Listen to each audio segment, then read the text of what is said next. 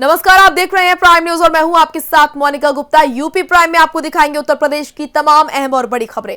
किसान बिल के खिलाफ पंजाब हरियाणा के किसानों का हल्ला बोल जारी है। किसानों की दिल्ली के सिंधु बॉर्डर पर पुलिस से झड़प हुई।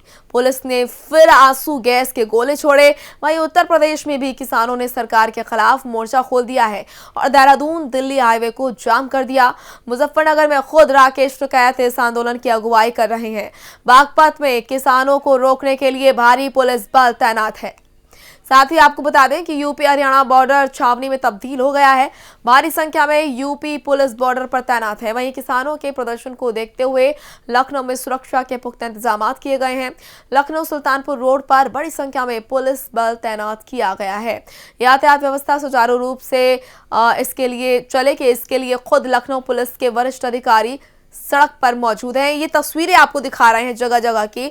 मुजफ्फरनगर, मुरादाबाद, गाजियाबाद, ग्रेटर नोएडा, बुलंदशहर, फारुखाबाद और साथ ही बागपत, ये तमाम तस्वीरें बताती हैं कि किस तरीके से जगह जगह पर किसानों का प्रदर्शन जो है वो जारी है और यहाँ पर आर्या पार के मूड में किसान जो है नजर आ रहे हैं।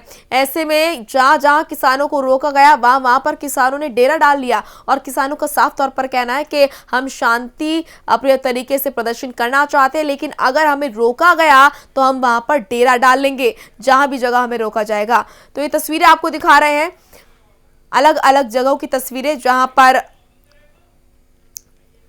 कई जगह अलग अलग जगहों पर यहां पर जो किसान है वो प्रदर्शन करते हुए नजर आ रही है। यमुना एक्सप्रेसवे पर किसानों ने ब्रेक लगा दिया।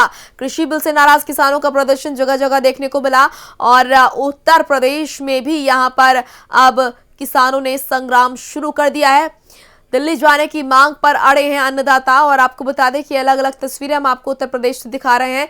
शहर शहर किसानों ने किया है चक्का जाम और तस्वीरें उत्तर प्रदेश की। यूपी में हो रही है किसानों के बनाने की कोशिश, लेकिन यहाँ पर किसान जो है साफ तौर पर चाहते हैं कि निष्कर्ष इस बार निकले। इस बार कोई टाला मटोल नहीं चलेगी। मुजफ्फरनगर, मुरादाबाद, गाजियाबाद, ग्रेटर नोएडा, बुलंदशहर, फारुखाबाद और बागपत, ये तमाम तस्वीरें आपको दिखा रहे हैं। उत्तर प्रदेश में भी अब किसानों का जो संग्राम है वो शुरू होता नजर आ रहा है। पहले पंजाब और हरियाणा के किसान ही दिल्ली के लिए कूच कर रहे थे, लेकिन अब धीरे धीरे जो ये प्रदर्शन है वो बढ़ता हुआ नजर आ रहा है और विकराल रूप लेता हुआ नजर आ रहा है, क्योंकि उत्तर प्रदेश से भी अब किसान जो हैं वो आने शुरू हो चुके हैं और उत्तर प्रदेश के भी किसान इस प्रदर्शन में शामिल हो चुके हैं। अलग अलग तस्वीरें आपको दिखा रहे हैं मुरादाबाद की, उत्तर प्रदेश के अलग अलग जिलों की तस्वीरें आपको दिखा रहे हैं। मुजफ्फरनगर, मुरादाबाद, गाजियाबाद, ग्रेटर नोएडा, बुलंदशहर, फारुखाबाद और बागपत, ये अलग अलग तस्वीरें दिखाती हैं कि किस तरीके से जो किसान है इस बार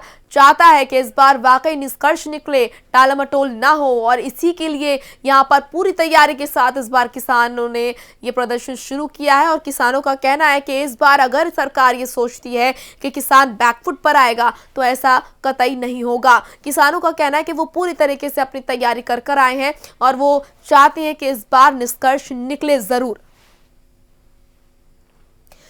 तो ये तस्वीरें आपको दिखा रहे हैं मथुरा में यमुना एक्सप्रेसवे पर भारतीय किसान यूनियन के कार्यकर्ताओं ने जाम लगाया। जाम लगने की वजह से एक्सप्रेसवे पर वाहनों की रफ्तार किसानों के मुद्दों को लेकर के जिस तरीके से किसान आंदोलित है, उत्तर प्रदेश का किसान परेशान हो रहा है, धरने प्रदर्शन पे बैठा हुआ है, हर जगह लगातार उसको विरोध कर रहा है, सरकार उसको दबा रही है, कुचल रही है। सब किसान ये कह रहा है कि साहब हमें हमारा दाम दे दीजिए, एमएसपी दे दीजिए, धान का 1865 रुपए दे दीजिए, बाजरे का दे दीजिए, जो अनाउंस है वो भी नहीं मिल पा रहा है। उसको जाड़े के मौसम में, ठंड में उसके ऊपर लाठीचार्ज हो रहा है, उसके ऊपर पानी फेंका जा रहा है, उसको अन्याय और अत्याचार हो रहा है। इतनी पुलिस लगा रखी है, ऐसा लग रहा है जैसे कि कोई टेररिस्ट आ रहा है यहाँ पर। किसान दिल्ली आना चाहते थे प्रधानमंत्री से मिलने के लिए, अपनी बात लेके आने के लिए कि हम तंग हैं 3 बिलों के अंदर, पर उनको बार बार रोका जा रहा था।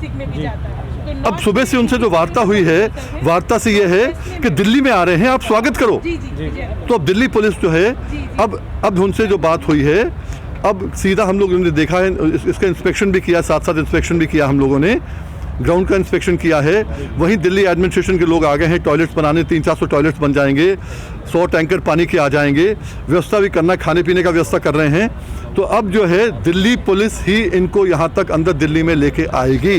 इसलिए हमारे जो लोग हैं जो अपने बैरियर्स पे हैं उनसे मैं कहना चाहूँगा कि थोड़ा संयम बरतो। अभी ये मैसेज जो है सिंघू बॉर्डर में पहुंच गया है। सिंघू बॉर्डर के लोग यहाँ पर 15, 20, 25, 50 मिनट में पहुंच जाएंगे, जितना रास्ता होता है पहुंच जाएंगे, गुरनाम वगैरह पहुंच जाएंगे। वहीं से टीकरी से आ जाएंगे, हर कहीं से आएंगे।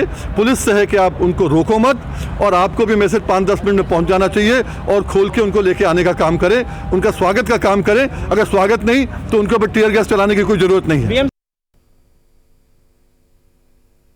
तो वहीं बीजेपी किसान मोर्चा के राष्ट्रीय अध्यक्ष रह चुके और बीजेपी के बलिया से सांसद वीरेंद्र सिंह मस्त ने किसान आंदोलन को लेकर बयान दिया है। उन्होंने कहा कि मंडी पर कब्जा करने वाले गुमराह कर किसानों से प्रदर्शन करा रहे हैं। एमएसपी खत्म करने की किसी सरकार के पास ताकत नहीं है। कृषि बिल किसानों के हक में है। तो यहाँ पर बीजेपी सांसद वीरेंद्र सिंह मस्त का बयान सामने आया। कृषि बिल किसानों के हक में है, उन्होंने कहा। साथ ही उन्होंने ये भी कहा कि एमएसपी खत्म करने की किसी भी सरकार के पास ताकत नहीं है।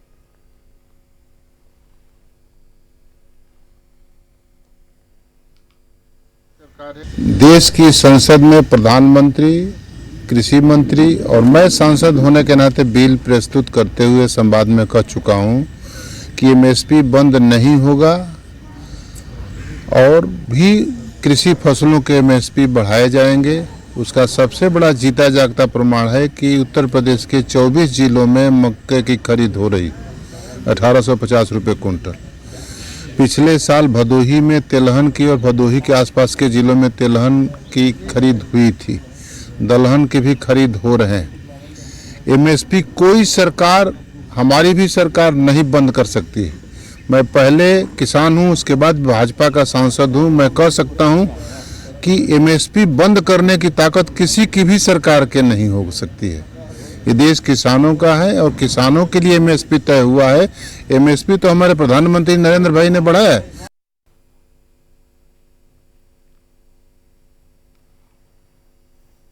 तो वहीं दिल्ली एनसीआर के जिला गाजियाबाद में गाजियाबाद के कप्तान कलानिधि नथानी ने किसानों के आवागमन से पहले ही सभी थानाध्यक्षों को दिशा निर्देश दिए थे और कड़ाई से ये निर्देश दिए थे कि और कहा था कि किसान गाजियाबाद में प्रवेश न कर पाए और अगर ऐसा होता भी है तो उग्र प्रदर्शन न करने दिया जाए। दिल्ली एनसीआर के जिला गाजियाबाद में गाजियाबाद के कप्तान ने पहले ही अपनी कमर कस ली थी, क्योंकि अंदेशा था कि भारतीय किसान यूनियन के राकेश टिकैत अपने साथियों यानी किसान साथियों के साथ में आकर गाजियाबाद के कई जगहों पर चक्का जाम करेंगे, जिसके बाद वो मोहननगर होते हुए यूपी गेट पहुंचेंगे, जहां से वो दिल्ली को रवाना हो जाएंगे और दिल्ली में एक बड़ा प्रदर्शन किया जाएगा। इसे मौजूद है गाजियाबाद के मोहननगर चौराहे पे, जहां पर कल किसान पहुंचे थे और यहां पर आप देख सकते हैं तमाम लोग मौजूद हैं।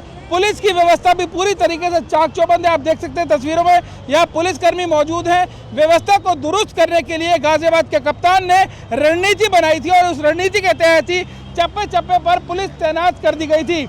आपको बता दें कि जिस तरीके से भारतीय किसान यूनियन के नेता राकेश टिकैत ने आह्वान किया था, कल उन्होंने कहा था कि आज सुबह 11 बजे वो तमाम नेताओं, किसान नेताओं के साथ पहुंचेंगे और गाजियाबाद के कई जगहों पर चक्का जाम करेंगे, जिसके बाद वो यूपी गेट पहुंचेंगे और यूपी गेट पहुंचने के बाद वो दिल्ली के लिए कूच करेंगे। भारी भरकम और यूं कहे कि एक बड़ी संख्या में किसान का पहुंचना पहले ही तय कर लिया गया था। यूपी गेट पर आना था। यूपी गेट एक वैसी जगह है जहां पर किसानों ने आंदोलन किया था और उस दौरान पुलिस ने आंसू गैस भी छोड़े थे, वाटर कैनन का इस्तेमाल भी किया था। लेकिन अब जो जिले के कप्तान बदल चुके हैं, जिले के कप्तान लखनऊ से ट्रांसफर होकर सीधा गाजियाबाद की कमान संभाले हुए हैं। उनका नाम कलानिधि नथानी है, जिन्होंने पहले ही ये तय कर लिया था कि गाजियाबाद में कोई भी अप्रिय घटना ना घटे। इसी को लेकर गाजियाबाद पुलिस पूरी तरीके से तैनात है। चप्पे चप्पे पर पुलिस तैनात है। आप देख सकते हैं अभी पुलिस पूरी तरीके से तैनात है और जिस तरीके की हिदायत दी, इनसे बात कर लेते हैं। आपको क्या हिदायत दी गई थी? ना जो उचित व्यवस्था है पुलिस की तरफ से वो की जाएगी। ऐसा नहीं है कि कोई मर्यादा के तोड़ के जाएगा तो उसके कड़ी कार्रवाई की जाएगी। मर्यादा अगर कोई तोड़ता है तो उसके खिलाफ कड़ी से कड़ी कार्रवाई भी की जाएगी, ऐसा कहना है पुलिस कर्मियों का। क्योंकि इनके जो अधिकारी हैं उन्होंने साफ कर दिया कि हर तरीके से पुलिस गाजियाबाद में चाक चौबंद है। वहीं अगर दिल्ली की बात की जाए तो दिल्ली में भी पुलिस पूरी तरीके से चौकसी बरत रही है।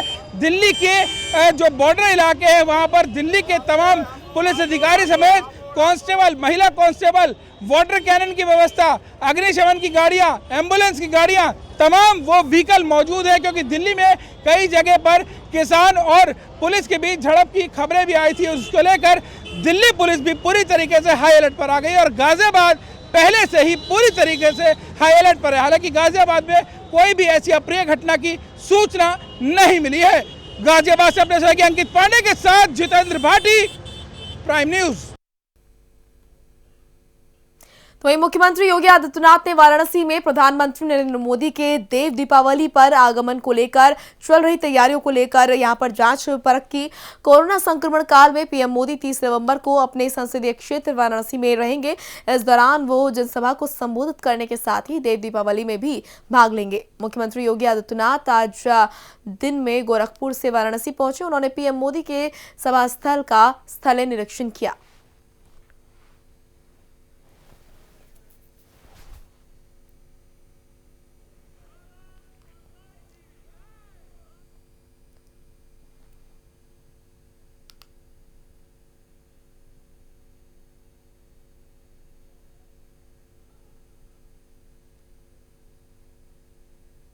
तो वहीं आपको बता दें कि मुख्यमंत्री योगी आदित्यनाथ वीडियो कॉन्फ्रेंसिंग के जरिए renewable energy investors meet and expo invest 2020 से जुड़े रिन्यूएबल एनर्जी इन्वेस्टर्स मीट को संबोधित करते हुए सीएम योगी ने कहा कि बुंदेलखंड क्षेत्र से में सौर विद्युत परियोजनाओं को बढ़ावा दिया जा रहा है। हम सब इस बात से पूरी तरह सहमत हैं कि ऊर्जा की खपत और उसका उत्पादन ये विकास का एक मुख्य आधार है। ऊर्जा का उपभोग कृषि, उद्योग, ट्रांसपोर्ट, रोजगार सृजन आदि सभी महत्वपूर्ण क्षेत्रों में इसकी उपयोगिता है। उत्तर प्रदेश मानव शक्ति और भौगोलिक रूप से देश के अग्रणी राज्यों में है, जिसके कारण विकास और औद्योगिकीकरण में अक्षय ऊर्जा स्रोतों के माध्यम से बड़े पैमाने पर ऊर्जा उत्पादन, विशेषकर सोलर एनर्जी और बायोफ्यूल एनर्जी की जो असीमित संभावनाएं प्रदेश के अंदर हैं, उन सभी संभावनाओं के प्रति अपनी पूरी प्रतिबद्धता को व्यक्त करता है। इसी भाव को लेकर के प्रदेश ने सौर ऊर्जा से संबंधित विद्युत उत्पादन में निजी भागीदारी को बढ़ावा दिए जाने के उद्देश्य से अपनी पॉलिसी 2017 में प्रख्यापित की थी। प्रदेश सरकार की इस नीति के अंतर्गत थर्ड पार्टी विक्रय के लिए ओपन एक्सेस की सुविधा प्रदेश सरकार ने उपलब्ध कराई है। कैप्टिव उपयोगार्थ सोलर पावर परियोजनाओं की स्थापना एवं सोलर पावर पार्क, जिसमें एक साथ कई सौर पावर परियोजनाओं की स्थापना की जा सकती है, के विकास का भी प्रावधान प्रदेश सरकार ने रखा है। नीति के अंतर्गत सन 2022 तक 10,700 मेगावाट क्षमता की सौर विद्युत परियोजनाओं के अधिष्ठान का लक्ष्य निर्धारित किया गया है, जिसमें 6,400 मेगावाट यूटिलिटी स्केल सौर विद्युत परियोजनाओं का, 4,300 megawatt rooftop solar power plant की स्थापना के लक्ष्य को प्रदेश सरकार ने निर्धारित किया है। प्रदेश सरकार की जो सौर ऊर्जा नीति 2017 है, इसमें प्रोत्साहन के लिए कुछ प्रावधान किए गए हैं, जैसे ऑनलाइन सिंगल विंडो क्लियरेंस की व्यवस्था, सोलर पावर परियोजनाओं की स्थापना हेतु भूमि पर 100% स्टैंप ड्यूटी में छूट, इलेक्ट्रिसिटी ड्यूटी में 10 वर्ष के लिए 100% की छूट, सोलर पावर परियोजनाएं हेतु पर्यावरण क्लियरेंस के लिए जाने की छूट, थर्ड पार्टी को पावर सेल अनुमन्य किया गया है, जिसमें पावर सेल पर इंट्रा स्टेट में व्हीलिंग ट्रांसमिशन चार्जेस पर 50% तथा इंटर स्टेट पर 100% की छूट दिए जाने का प्रावधान भी हमारी इस पॉलिसी के अंतर्गत है। प्रदेश के बुंदेलखंड और पूर्वी उत्तर प्रदेश में स्थापना हेतु 5 मेगावाट एवं अधिक क्षमता की सोलर पावर परियोजना के ग्रिड संयोजन हेतु पारेषण लाइन पर आने वाले व्यय राज्य सरकार के द्वारा वहन करने के लिए कुछ व्यवस्थाएं दी गई हैं, जैसे 5 मेगावाट से 10 मेगावाट क्षमता के लिए 10 किलोमीटर तक, 10 मेगावाट से 50 मेगावाट क्षमता के लिए 15 किलोमीटर तक और 50 मेगावाट से अधिक के लिए 20 किलोमीटर तक। ये सुविधा प्रदेश सरकार अपनी पॉलिसी के अंतर्गत सुविधा दे रही है। प्रदेश के बुंदेलखंड क्षेत्र में सौर विद्युत परियोजनाओं को बढ़ावा दिए जाने के उद्देश्य से 4000 मेगावाट सौर ऊर्जा उत्पादन के लिए ग्रीन एनर्जी कॉरिडोर के निर्माण का प्रस्ताव किया गया है। इस कॉरिडोर में उत्पादित ऊर्जा की निकासी के लिए पारेषण तंत्र के विकास पर लगभग 5500 करोड़ रुपए व्यय करने की संभावना है। वर्ष 2021 से 2025 तक 4 वर्षों में प्रतिवर्ष 1000 मेगावाट की परियोजनाएं स्थापित कर लक्ष्य प्राप्त करने की योजना तैयार की गई है। प्रदेश में निजी विकासकर्ताओं द्वारा अब तक कुल 969 मेगावाट क्षमता की यूटिलिटी स्केल सौर विद्युत परियोजनाओं की स्थापना की गई है। सौर ऊर्जा नीति के अंतर्गत आमंत्रित बिडिंग के माध्यम से 1122 मेगावाट क्षमता की सौर पावर परियोजनाओं का आवंटन अब तक किया जा चुका है। तो वही कोरोना को लेकर यूपी सरकार पूरी तरह से सतर्क है। प्रदेश में लगातार टेस्टिंग की क्षमता को बढ़ाया जा रहा है और सैंपलों की जांच में कोई कोताही नहीं बरती जा रही है, जिसकी वजह से यूपी में कोरोना संक्रमण में कमी दर्ज की जा रही है। इसी को लेकर यूपी के अपर मुख्य सचिव अमित मोहन प्रसाद ने प्रेस कॉन्फ्रेंस की। उन्होंने क्या कुछ कहा, आप भी सुनिए। 24 घंटों में संक्रमण के 2366 नए मामले सामने आए हैं।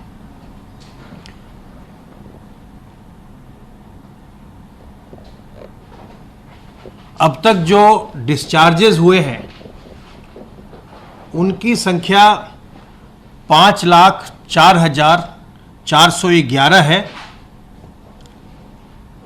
और संक्रमित व्यक्तियों में से अब तक कुल मिलाकर के 7,697 लोगों की मृत्यु हुई है। कल दिनांक 26/11/2020 को प्रदेश में टेस्टिंग का फिर से एक नया कीर्तिमान स्थापित किया गया और कल कुल मिलाकर के 1,83,557 टेस्ट किए गए और अब तक कुल मिलाकर के प्रदेश में 1,88,19,807 टेस्ट हो चुके हैं। RT-PCR की जांच हेतु प्रयोगशालाओं को कल भी 71,922 सैंपल भेजे गए। इस समय प्रदेश में एक्टिव इन्फेक्शन के केसेस की कुल संख्या 25,639 है और इन 25,639 केसेस में से 12,455 होम आइसोलेशन में हैं और 2,281 निजी अस्पतालों में भुगतान के आधार पर अपना इलाज करवा रहे हैं। बाकी के सभी एक्टिव इन्फेक्शन केसेस के मरीज राजकीय व्यवस्था L1, L2, L3 की जो है उसमें निःशुल्क इलाज करवा रहे हैं। अब तक हमारे प्रदेश में 3,07,814 संक्रमित व्यक्तियों ने होम आइसोलेशन का विकल्प चुना है और इनमें से 2,95,359 अपने होम आइसोलेशन की अवधि पूर्ण कर चुके हैं। अगर आप में किसी प्रकार का संक्रमण आता है तो लक्षण विहीन होने की दशा में और घर पर आपके अलग कमरा और अलग शौचालय होने की स्थिति में ही होम आइसोलेशन के विकल्प का इस्तेमाल करना चाहिए। अगर आप लक्षण युक्त हैं तो आप में जटिलताएं आ सकती हैं, इसलिए यह उपयुक्त होगा कि चिकित्सकों की देख रेख में, उनकी देखभाल में अपना इलाज करवाइए और इसके लिए प्रदेश में निःशुल्क चिकित्सा की व्यवस्था की गई है। अगर आपके घर में आपके लिए अलग कक्ष नहीं है, अलग शौचालय नहीं है, तो भी आपको अस्पताल चले जाना चाहिए, क्योंकि अगर आप अपने घर में आइसोलेट नहीं हो सकते हैं तो आप अपने घर के जो अन्य परिवारीजन हैं उनको भी संक्रमण दे देंगे और उससे बेहतर है कि आप अस्पताल जाकर अपना इलाज करवाएं ताकि आपके घर वाले कोई भी संक्रमित न हो। ई संजीवनी पोर्टल का हमारे प्रदेशवासी निरंतर उपयोग कर रहे हैं और कल 2,579 लोगों ने इसका उपयोग किया है और अब तक कुल मिलाकर 2,31,742 लोग ई संजीवनी पोर्टल का उपयोग कर घर बैठे डॉक्टरों की राय प्राप्त कर चुके हैं।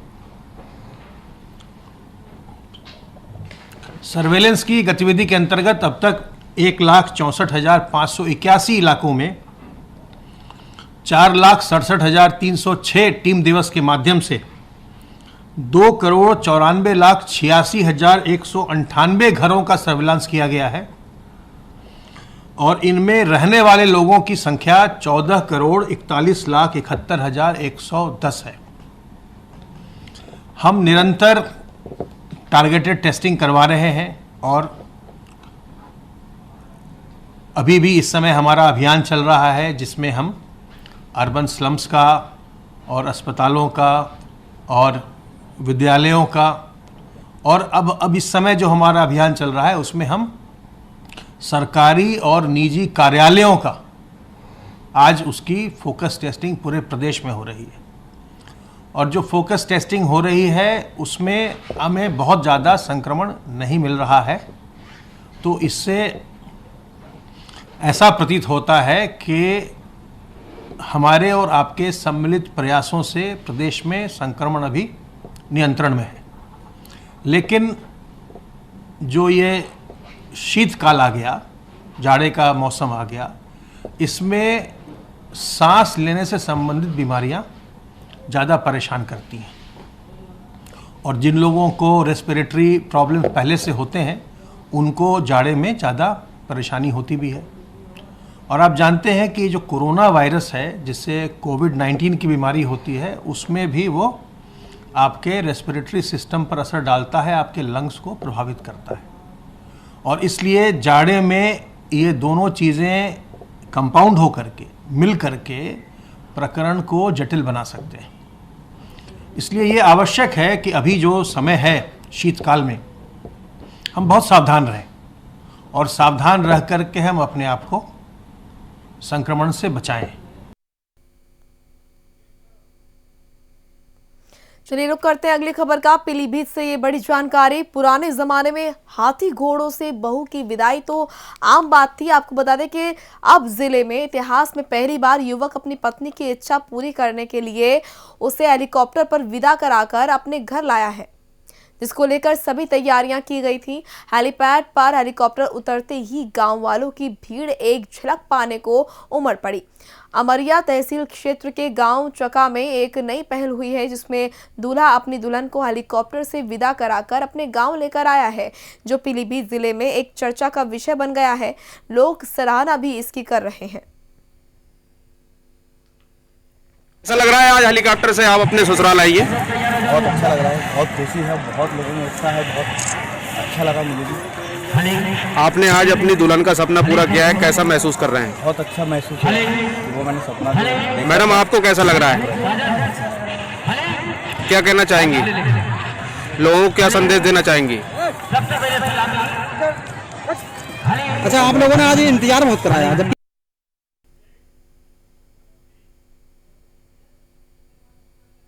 वहीं संभल के जिला अस्पताल में स्ट्रेचर पर रखे मृतक बच्ची के शव को नोचने की कोशिश करते आवारा कुत्ते की खबर दिखाए जाने के बाद संभल की सीएमओ अमिता सिंह ने लापरवाही के आरोप में जिला अस्पताल के सफाई कर्मी और वार्ड बॉय को निलंबित कर दिया है। ड्यूटी पर तैनात डॉक्टरों पर कार्रवाई के लिए जांच कमेटी बनाकर 2 दिन में जांच रिपोर्ट पेश करने के आदेश दिए गए हैं। आपको बता दें कि जिला अस्पताल में तैनात स्वास्थ्य कर्मियों की लापरवाही से बच्ची के शव को नोचने की कोशिश करते कुत्ते का वीडियो सोशल मीडिया पर वायरल हुआ था। सोशल मीडिया पर वीडियो वायरल होने से स्वास्थ्य महकमे में हड़कंप मच गया। सीएमओ अमिता सिंह ने जिला अस्पताल पहुंचकर जिला अस्पताल के स्टाफ से बच्ची के शव को नोचने की कोशिश करते हुए ये सब वीडियो की मामले में जानकारी ली। मुझे एक प्रकरण की जानकारी मिली एक शव के बारे में, तो उसमें जो भी प्रकरण है वो सीएमएस सर के संज्ञान में है और मेरे संज्ञान में भी है। इसमें जो भी दोषी संबंधित लापरवाह कर्मचारी हैं उनके खिलाफ सीएमएस के स्तर से कड़ी कार्रवाई हो रही है और एक जांच समिति भी गठित की गई है उनके स्तर से, जिसमें पूरे प्रकरण की जांच भी की जाएगी।